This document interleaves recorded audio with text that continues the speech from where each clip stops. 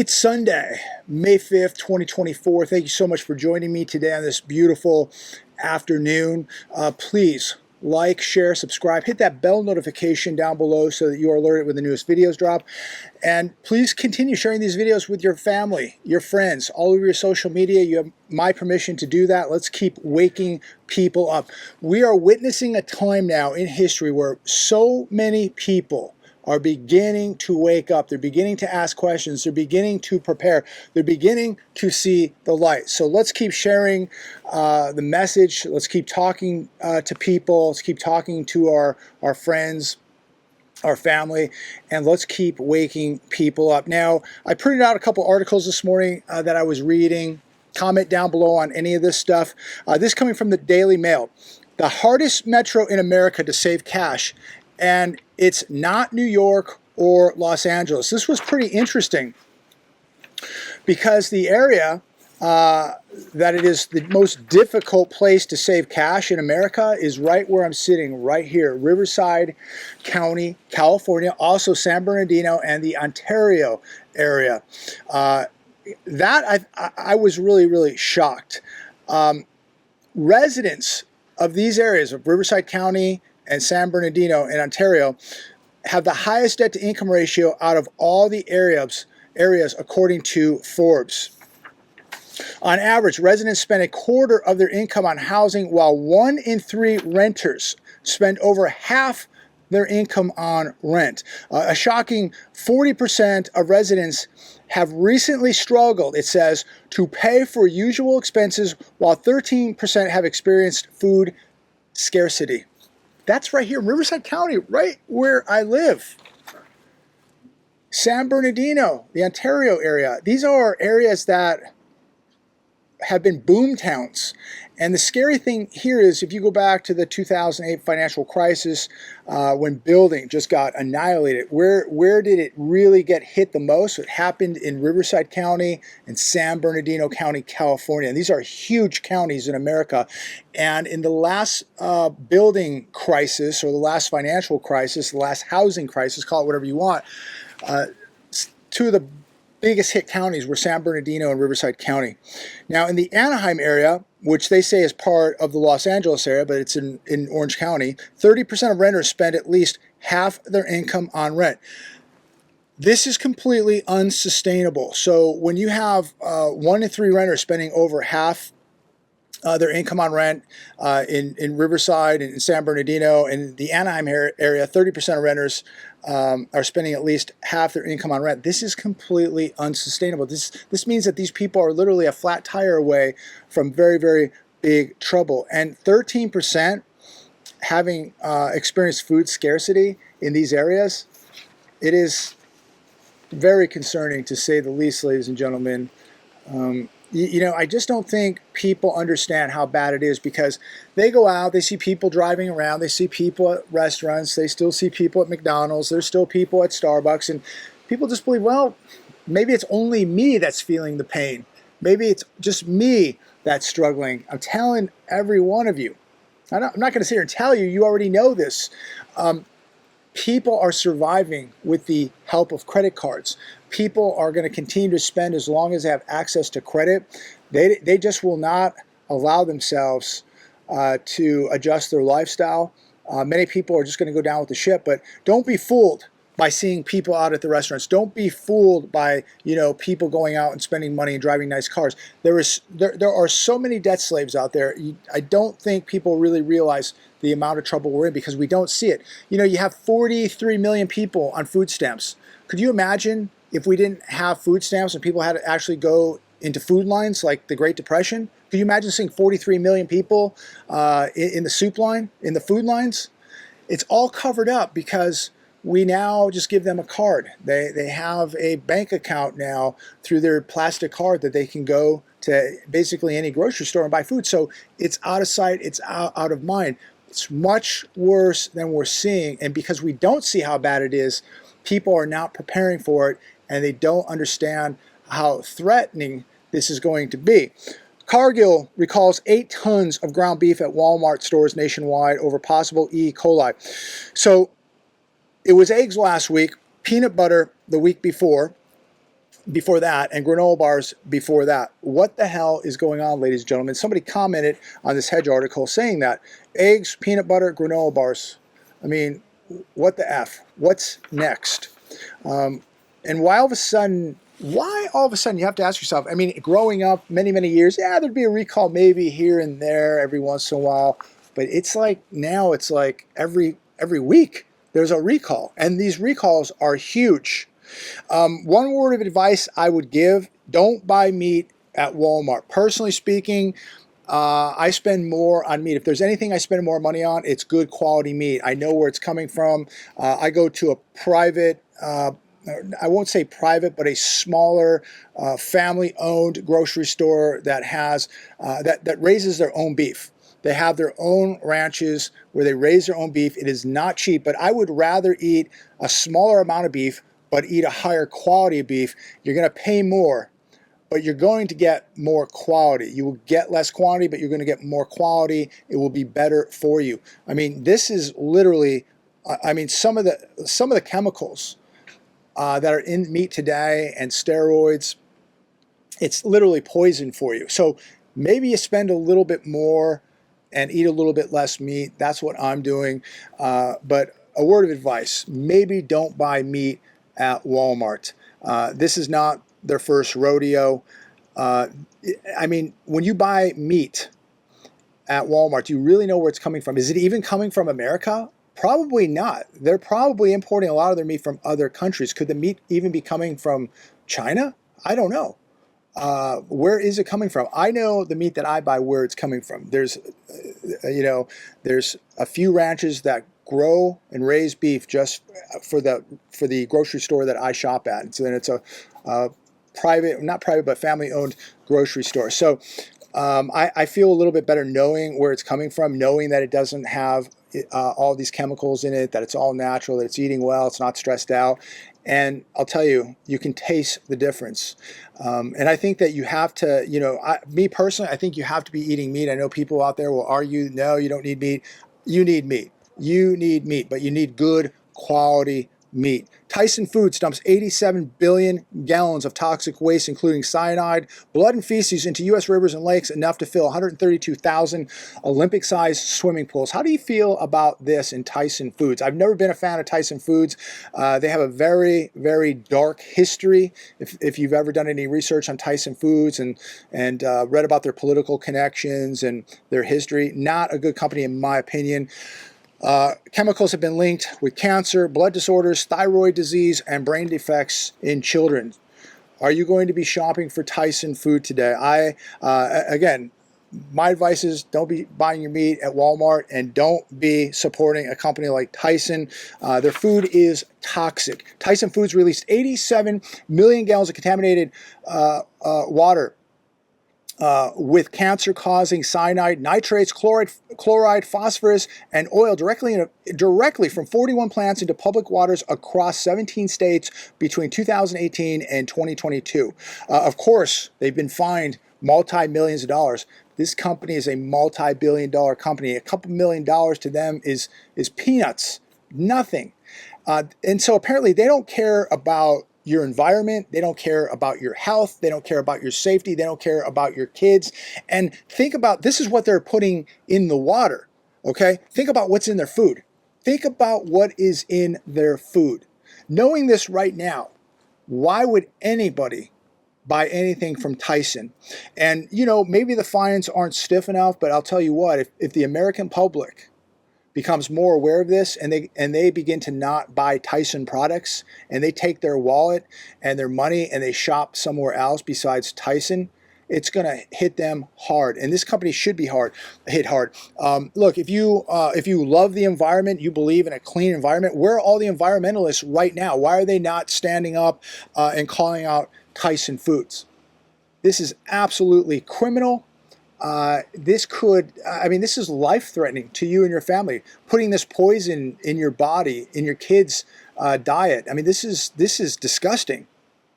So the fines obviously weren't high enough. So maybe people should take the law into their own hands and not shop there, and take their wallet and their money and not give it to Tyson Foods. Give it to another company that is more responsible and cares more about your health and your safety and the environment you live in. Daily Mail, Atlanta police hoist 6 illegal squatters from a $500,000 home after stealing neighbor's car. This was interesting. These squatters moved into this vacant house. I believe the people had moved out. They had it up for sale, moved into another house. In the meantime, I believe on Christmas Day, these 6 squatters moved into this house, been living there for 5 months. And if they didn't steal their neighbor's car and get caught, they would probably still be living there now. Now, a new law in Georgia goes into effect July 1st, and it's going to make squatting a misdemeanor. Wow. It should be a felony, don't you think? But it does say that false documents could bring more serious felony charges into play. A recent survey found Dallas-Fort Worth had homes with 475 squatters. Orange County, Florida, 125 squatters were living in homes there. And the Atlanta, Georgia area had 1,200 squatters living in homes there in Atlanta. Absolutely shocking. It is amazing when you look at the lawlessness and how now a homeowner could literally go on vacation for a week, come home, and not be able to get into their house because somebody knew they were on vacation and moved into their house. And now you're going to have to evict them, and this could take months and months. And then on top of that, you know they're going to destroy your house. And the violation, knowing that somebody just moved into your house illegally and nobody's going to do anything about it. What is going on in this country? I mean, food quality is toxic. You can't leave your house for a day because somebody might move in and take it, and you have no legal recourse to do anything about it. You have no recourse but to get into the legal system and evict these people, which could take months and months, and we've seen even years to do. Why is the homeowner, the landlords, the American people just being literally tortured daily with taxes and these laws that work against them? People's homes aren't their homes. People can just move in and take them. Prices of everything going up, and you're sending money all over the world by the billions, and you're getting nothing in return. What in the world is going on here? And of course, it's legal. It's literally against the law now to defend yourself too. So it's getting very, very difficult to live day to day in America because you can't do anything other than pay taxes and get squeezed every day out of your paycheck. And prices going up. Why is nobody not doing anything to look out for the American people, the taxpayer, the law-abiding citizen? They seem now to be the criminal. They seem to be the bad guy. The people that pay all the bills now seem to be the bad people.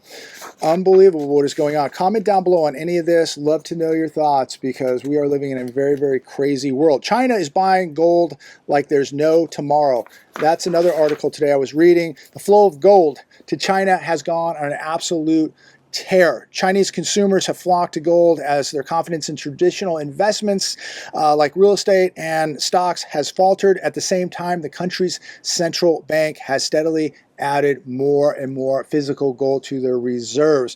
What do the Chinese know that the typical American who's sitting there bamboozled daily by the television, addicted to baseball games and football games, what do the Chinese know that the average American who's too busy watching sports and listening to the mainstream telling them that the economy is booming? What do the Chinese know? What does the Chinese central bank know? What do the BRICS nations know that most people do not? We've got to ask ourselves these questions, and it might not be comfortable asking these questions, but if you don't ask these questions, you will never think for yourself. You will never be a self-sufficient human being. You will never take action. You will never be able to protect yourself or your family from this financial demise and the social demise that is happening right before your very eyes. 62%, CNBC, 62% of our parents feel burnt out, study shows. Why do you think parents are burned out? Is it because, the they're living paycheck to paycheck. Half their income is going to a mortgage or rent payment. Is it because, childcare is $2,000 a month? Is it because their auto insurance is going up, their property insurance is going up, their health insurance is going up? Maybe they just can't sleep at night and they're completely burned out working 2 or 3 jobs just to keep their heads above water. There are a lot of people feeling burned out, and this is the scary thing, that we're not even in the bad times yet. This is just beginning. We're just now in the beginning of this major depression, and it's going to get much worse. So if people are burned out now, what's this look like 6 months from now? What's it look like when one of these parents loses their job? What's it look like when one of these parents is being evicted? I mean, this is getting really scary, ladies and gentlemen, for millions of people. I love this country. I love the people of this country. I hate seeing them abused. I hate seeing people taken advantage, being bamboozled daily, being lied to every day by the television, telling them that everything's okay. Trust in the system, trust in the markets. Go buy a house. You have credit cards. Go spend. Everything's going to be fine. If it's not, it's going to get better tomorrow. They're not preparing this population for this depression, and people are going to be taken by surprise when they wake up one day and realize that we're in a very, very serious depression, the greatest depression on planet Earth. People have no money saved up, they don't have assets, they have massive amounts of debt, they're drowning in debt. And how do you survive a depression when you have no money, no assets, and a lot of debt? You don't. You're going to get absolutely destroyed. You're going to be looking at a lot of people going homeless. You're going to be looking at a lot of people knocking at your door. The churches have disappeared, so most people are not going to be able to rely on the churches. And of course, the churches are not waking people up. They're not out here on Sunday today telling people to get ready. They're not warning people to get ready. They're not talking about it. They don't want to get political. They don't want to get into the financial system. They don't want to talk about what's happening socially. They just want to tell you, just like the television, everything's good. It's puffy white clouds, rainbows, and teddy bears. Just be positive. Everything's going to be fine. If you believe in that, you believe in the Tooth Fairy. Daily Express, shock survey reveals huge number of Americans see another civil war within 5 years. What do you think about this? They're saying here 41% of the U.S. believes that we will see a civil war within 5 years.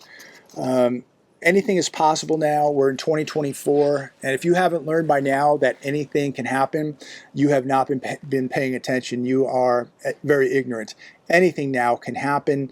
I mean, you talk about all of these rifts that we're having with other countries like China and Russia.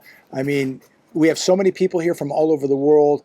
We could see serious violence erupt right here, and of course, there is always the thought of this civil war that could take place. The movie that just came out last month, which was horrible, but why are they making movies like this? Why are more people talking about this? Because it's very, very possible, and it's on the minds of people now. There's a huge separation in this country, and I see that separation getting wider and wider. And it could be political, it could be social, it could be economical. It is getting wider and wider. The wealth gap continues to get wider. We just have a huge division in this country, so it is very, very possible. Make sure you can protect yourself and your family. That's all I can really say about that. I will finish with this last article. A lot of people are not going to be able to take a vacation this summer. They're going to be forced out of taking a vacation because they just don't have the money. They may not have enough on their credit card to take a vacation. So people who want to take a vacation may not be able to take a vacation. I think that's going to be another hit on the U.S. economy. But every once in a while, I continue to see people on social media who they're dead broke. I know these people. They're dead broke, and they're still taking vacations. They still want to show us what they're having for breakfast, what they're having for lunch, what they're having for dinner. They want to show us every cocktail. They want to show us everything. I don't know how, I'm a pretty private person. I make my videos daily, 20 minutes. I get right down to business, but I have a very personal life. My family is very private to me. I just have a very personal life. I couldn't imagine going on social media, sharing with all of you what I'm having for breakfast, what I'm having for lunch, what I'm having for dinner, what shoes I'm wearing today. I just couldn't imagine that. But I mean, this is this narcissistic mentality that we have had for many, many years in this country, and social media has really allowed it to flourish. But you know, these people, I just have to say, they're just losers. They need your verification that their life is better than yours or something. And most of the time, these people aren't even paying for this. Somebody else is paying for it, or they're using credit cards to pay for this. I mean, these are brokies, complete brokies, wanting to impress, needing some validation, verification, whatever it is, from you and I, that they're doing well. When you know these people, you see them on social media, they're brokies, they're broke, and somebody's either paying for this, or they're using whatever's left on their credit cards to pay for this, to impress us, with what they're having for lunch. I mean, this is a sad state of affairs, ladies and gentlemen. These are complete zombies. You have got to be a complete loser to sit there every day on social media on your vacation and share with everybody what you're eating, drinking, what your hotel room. I don't want people to know what my hotel room looks like. I don't want people to know what I'm eating. I mean, every once in a while, yeah, that's cool. But these people literally do this every day. And it's just unbelievable. Complete zombies. And speaking of zombies, as I close this video, there's more and more zombies. I've almost run over 2 people in the last week because they're walking through a parking lot right in front of my car, looking at their phone, not looking left, not looking right, just walking straight out. A couple days ago, I left the gym. I'm driving out, and this woman walks right off the sidewalk of this building, right in front of my car, about 10 feet out, and she does not even acknowledge me. She is looking at her phone, walking as slow as one of our tortoises here. And I rolled down my window. I said, look, you better be careful, because you're going to get run over one day. You are not going to be long for this world if you keep this up. And of course, the zombie just kept walking, didn't say anything.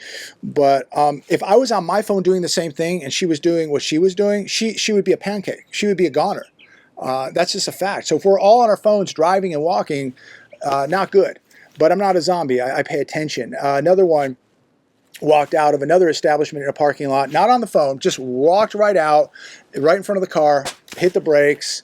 And, this one did acknowledge that she almost got run over. But pay attention out there. I mean, it's just unbelievable. Literally, people, like, we had somebody a couple years ago walk right off a cliff in San Diego. He was on his phone. He walked right off a cliff and fell 70 feet, and he died. And people are just walking right out in front of cars, not paying attention. Look, there's elderly people. There's people on pharmaceuticals that should not be driving. There's people with really bad eyes. And there's people on their phones. There's a lot of people that smoke dope out here. It's legal in California, so people are texting and smoking dope at the same time. And you're on your phone walking right out in front of cars. Wake up, or you're going to lose your life, unfortunately. Don't be a zombie. Don't be a zombie spiritually. Don't be a zombie financially. And don't be a zombie socially. You're going to lose. Wake up.